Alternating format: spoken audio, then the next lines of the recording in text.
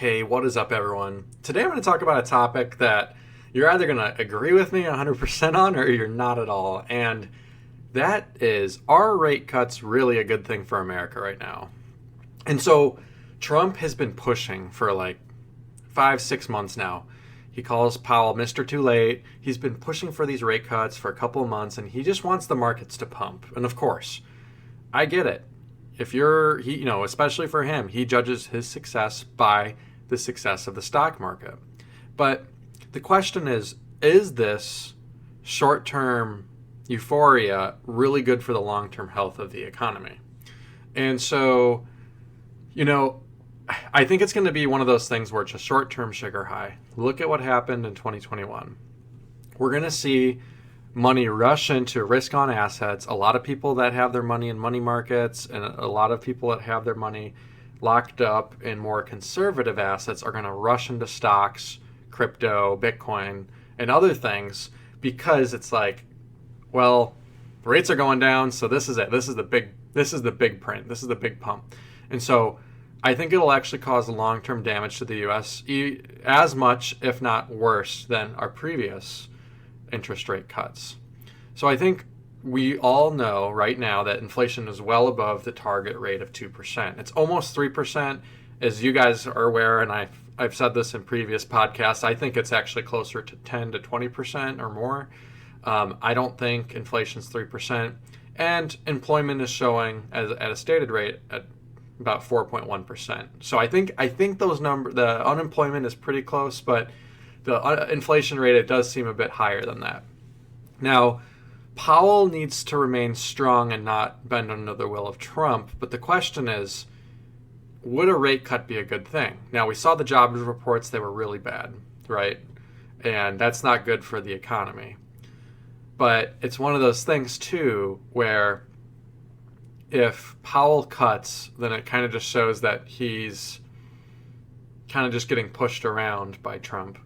At the same time, if he cuts, we're going to see inflation really, really go up even higher than before. And do we really want further erosion in our dollar, further increasing of the inflation rate?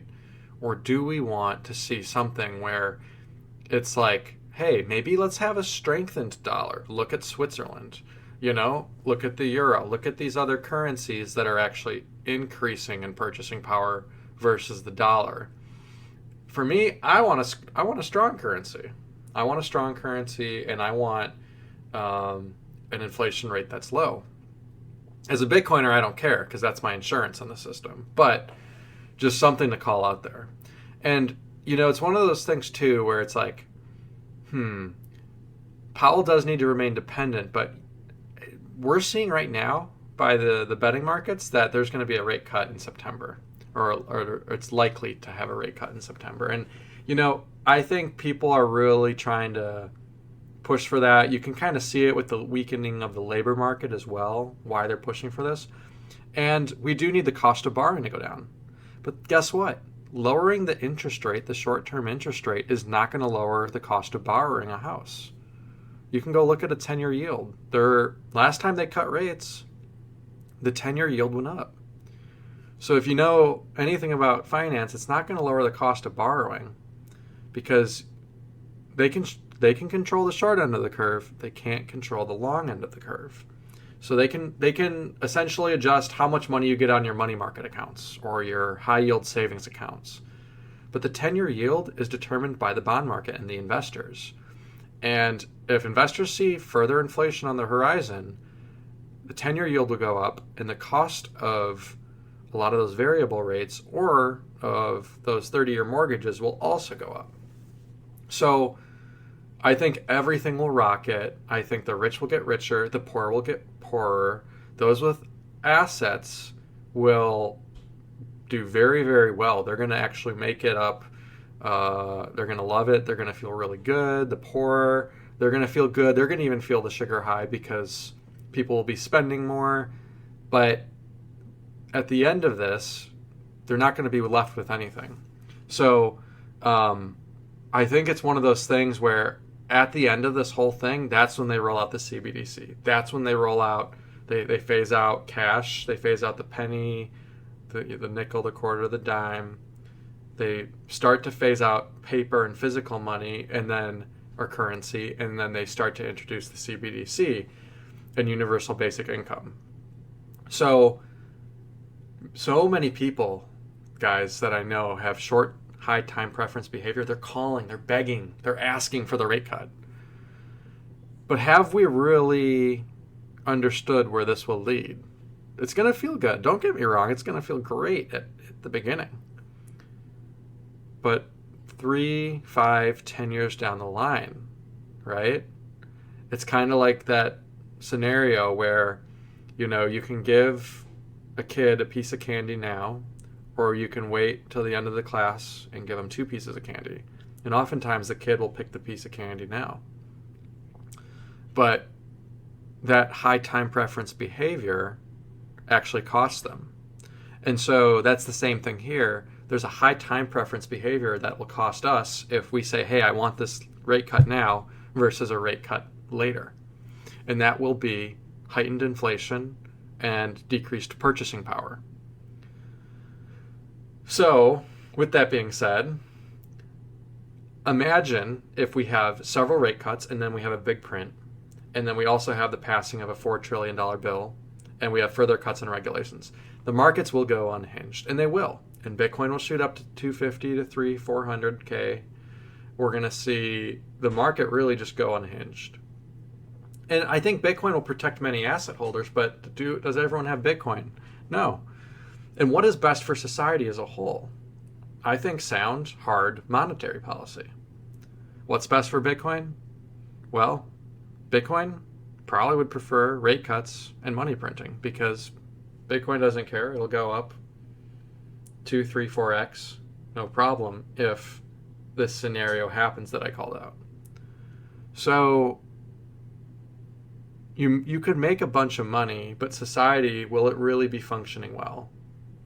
And you got to ask, because yeah, it sounds fun getting rich while everyone else around you is losing their purchasing power, but ask yourself, do you really want to live in a society where it's a feudalistic society, where you need a gated community, you need security guards, you need, you need your expensive neighborhood, expensive HOAs, expensive everything? Or do you want a society where you can just be yourself and not worry about anything? And, not that we can do this anytime soon, but just leave your doors unlocked and just be free, be open, love your neighbors. Or a society where you need a gated community. You need that security. You need that surveillance to be okay. That sounds like a hellscape to me. So I think society, you'll see the middle class shrink even further, and you'll see the rich get a lot richer. But we need to assess how much power we should give to politicians and the Federal Reserve. And we need to opt into an independent monetary asset like Bitcoin. Because you got to ask yourself, this short-term behavior, it's going to create a lot of wealthy people, and it will really hurt the middle class long run. Which side do you want to be on, though? For me, I'm trying to be on the side where I come out ahead. But as a society as a whole, like not speaking just about my wealth or myself, I'm saying we need to reconstruct the system. And we need to get rid of the Federal Reserve. We need to get rid of all these agencies that are hurting us and debasing us from underneath us. Because at the end of the day, if we keep these agencies in power, they're going to just control us. The oligopoly of the MasterCard, Visa, Discover, Amex, they take a 2 to 3%, 4% cut on every transaction you do through hidden costs. Or the actual inflation rate, which is like 5, 10, 15% on top of that 2 to 4% I mentioned, on top of the tax rate that you see on every sales tax you get, and on top of the income tax you already pay. You got to ask yourself, does there come a time where we say enough is enough? Or do we just keep getting bent over week by week, month by month, quarter by quarter, and a few people get ahead? That's true. But the vast majority suffer, and they're on a hamster wheel to treading water treading water, and they're not getting ahead. They're losing their purchasing power, they're losing their standard of living, and society is crumbling beneath them. But hey, record profits with the hedge funds, record profits with the companies, so all is okay. Is this really a society we want to construct for ourselves? Anyways, you guys let me know what you think. If you like this, be sure to comment, rate, subscribe, like. Also give it a share, and I'll see you guys in the next one.